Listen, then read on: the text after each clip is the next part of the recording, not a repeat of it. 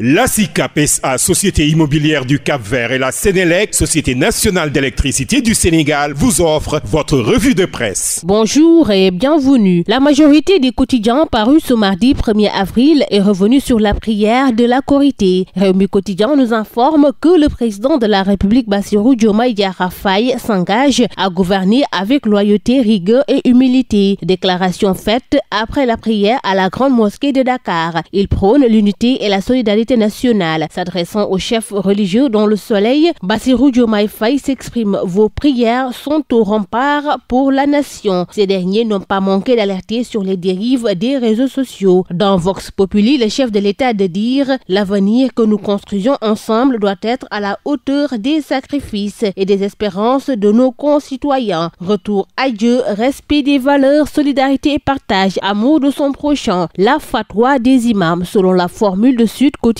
qui souligne une Aïd el-Fitr au fond de Ramadan 2025, encore une Korité de célébration. Se désole le journal. Pour le président de la République, le Sénégal a besoin de toutes ses forces pour avancer dans l'harmonie. En cette fête de Korité, Karim Wade a choisi de tremper sa plume afin de parler aux Sénégalais, informe le quotidien du groupe Promo Consulting. À la page 6 du journal, il a interpellé le duo Sonko-Diomaye en vue de trouver des solutions face au contexte difficile. Pour lui, le peuple sénégalais attend des solutions concrètes, rapides et durables. Vox Populi de renchérir et écrit de Doha le message de Karim Wade. Lorsqu'un pays est au bord du précipice, la seule réaction possible est celle du sursaut collectif. Dans un contexte aussi difficile, l'unité nationale n'est pas un luxe, mais une nécessité vitale. Les querelles politiques, les divisions, les invectives doivent cesser, dit-il dans les colonnes du journal. Walf Quotidien, Vox Populi ont mis en exergue Amadou Ba, leader de la nouvelle responsabilité. Si près, si loin, écrit Walf Quotidien. Laissons le gouvernement travailler, dit-il dans Vox Populi, avant d'évoquer la déclaration qui enflamme le landerneau politique. L'Observateur s'est intéressé à la tragédie sanglante d'un étudiant malade mental et révèle 2 passagers tués à coups de briques en l'espace de 5 minutes. La première victime se nomme Sorna Keita Silla. Elle a été frappée à la tête alors qu'elle voyageait vers Kaolack pour la Korité. La deuxième victime, Ousmane Daou, a été touchée à la poitrine et est décédée après avoir été transportée à l'hôpital. Le journal du groupe Futur Média retrace le récit poignant d'un témoin des faits et l'attaque avortée d'un 3e véhicule. Réumi Quotidien est revenu sur l'affaire des contrats parlementaires. Marine Le Pen condamnée et inéligible, rapporte le journal. Le Rassemblement national sous le choc, fait savoir Sud Quotidien, qui évoque sa condamnation pour 5 ans d'inéligibilité. Sport pour terminer avec Réumi Quotidien qui informe que le ministère de l'Intérieur vient d'annoncer la levée de la suspension de la couverture sécuritaire des combats de lutte par la police.